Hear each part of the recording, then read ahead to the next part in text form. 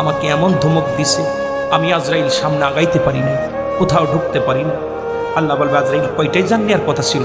বলবে, আল্লাহ নেওয়ার কথা ছিল তো 10টা 10 মিনিটে, বাজে কত 11 মিনিট।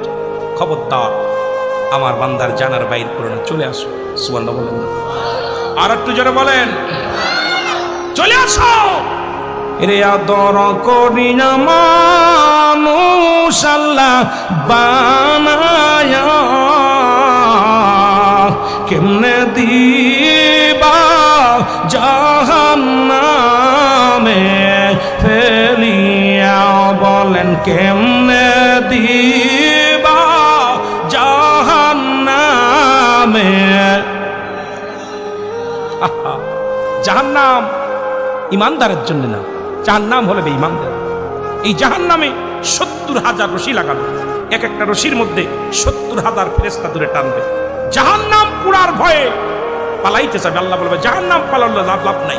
জাহান্নামের মুসলমান শুনে নাও, জাহান্নামের গেটে একটা গাছ লাগানো থাকবে, জাক্কুম নামে কাঁটাযুক্ত গাছ। এই গাছটা মানুষকে ধরে ধরে খেয়ে ফেলবে। মানুষ খা গাছের মতো। আমি যেতেছি যদি ওদিকে সময় পাই, তবে মৃত্যুর থেকেই তো এখনো ফিরতে পারি নাই। আমার বাবারা গভীর মনোযোগ।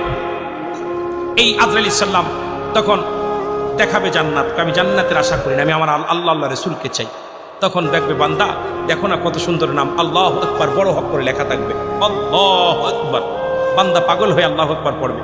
এবার তাকায় দেখবে, দরজার মধ্যে লেখা আছে, জান্নাতের গেটের মধ্যে লেখা আছে, লা ইলাহা ইল্লাল্লাহু মুহাম্মাদুর রাসূলুল্লাহ সাল্লাল্লাহু আলাইহি ওয়াসাল্লাম। জোরে বলেন না মারহাবা। বান্দা দেখবেন, ইমানদার যখন তাকায় দেখে, মৃত্যুর সময় বিড়বিড় করে মুখ দেওয়ার জন্য কি বলে, এরকম ঠোঁট নাড়ায় ছায়া ছায়া দেখে, এরকম ওই কালেমাটা পড়ে। আমার আল্লাহ বলবে, আজরাইল দেরি করিস না, তাড়াতাড়ি ঢোক। ইমানদারদের চোখ দিয়া ঢোক, নালে নাক দিয়ে ঢোক, নালে গাল দিয়ে ঢোক। যখন কালেমা পড়বো, গাল দিয়ে ঢোক। আজরাইল দুই কাতার রুহুটাকে ধরবে।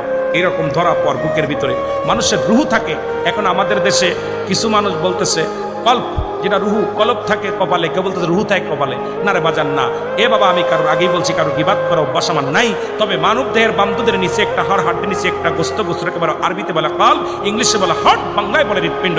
আর বাংলা এটা হলো মানুষের ডান দুধের নিচে হলো রুহ থাকে, কল্প থাকে। সুবহানাল্লাহ বলে, রুহু থাকে ডান পাশে, কলব থাকে বাম পাশে। জোরে বলেন না মারহাবা।